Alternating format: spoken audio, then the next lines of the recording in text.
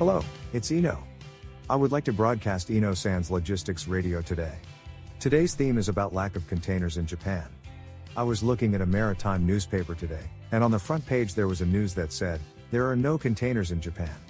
As for the current situation of container transport in Japan, it is that container transport from Japan to North America has increased for 13 consecutive months, compared to the same month last year. Compared to last year, when was certainly the height of the corona season, of course, the transportation volume has increased. Nevertheless, the economic recovery in the US is progressing rapidly. Regarding the shortage of containers in Japan, there was almost shortage of containers, even in December and New Year holidays last year. In around last December, there was a container shortage all over the world, therefore Japan was not exception. It is gradually recovering, and more containers are being gathered in Japan. And as of the end of August, it is now running out of containers. So I would like to talk a little more about why the container shortage is happening again. Currently, there is a shortage of containers and space, due to the Christmas shopping season in Europe and the US. One of the reasons for this shortage has to do with China. Ocean freight rates from China to Europe and US is skyrocketing. It can cost over $10,000 for a 20-footer, from Shanghai to Los Angeles on the West Coast. Under such a situation, shipping companies will give priority to China, because it is more profitable for them to send containers to China. In that sense, Japan is already losing out to China in terms of container purchases. In more details, if we compare fares to North America, those departing from Yokohama and Shanghai, those from Shanghai are 10% to 20% more expensive than those from Yokohama.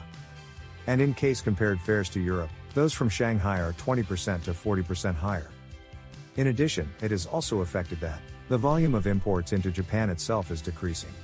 One by major shippers is also the same situation. For example, there was news the other day that Toyota was going to cut production by 40%. If this happens, imports of parts will decrease. Also, transportation from Southeast Asia itself is decreasing. For example, corona is spreading in Thailand, Vietnam and Indonesia right now. Some factories are not operating, and ocean freight rates are rising in logistics.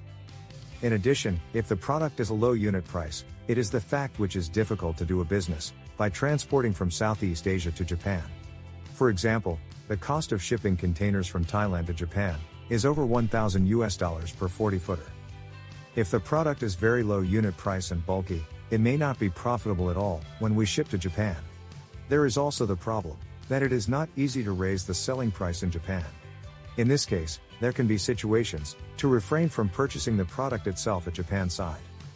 Furthermore, because of this situation, CIC on the Japan-China route has doubled since the end of August. CIC stands for Container Imbalance Charge. CIC is a surcharge which is designed to eliminate uneven container balances in imports and exports, and CIC from ports north of Ningbo, including Shanghai to Japan, has increased. Importers in Japan have to pay the CIC, and that amount is double the price. As mentioned above, it is more profitable for shipping companies to collect containers in China and send them to Europe and US. If they send containers to Japan, it is less profitable than to China. Nevertheless, it does not mean that container transportation between China and Japan will disappear, because it would be a problem if they stop the distribution of containers from China to Japan. However, the shipping companies would not be able to make any money, so they are doubling CIC to secure as much profit as possible. This makes the Japanese market seem unattractive to shipping companies. This has been the case for some time, but in the Japanese market, shippers have a strong position, and even if shipping companies and forwarders offer high rates, they will not accept them. When this happens, shipping companies can't sell their containers at a high price in Japan at all, so they start to collect containers in China.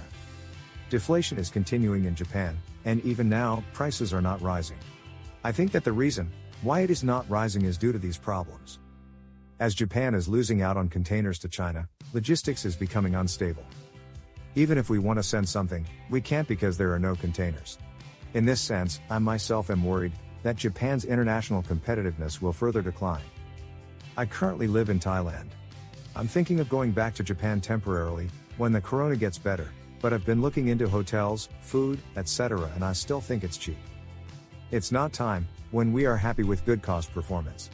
I sincerely hope that the cost of living in Japan will continue to rise in the future.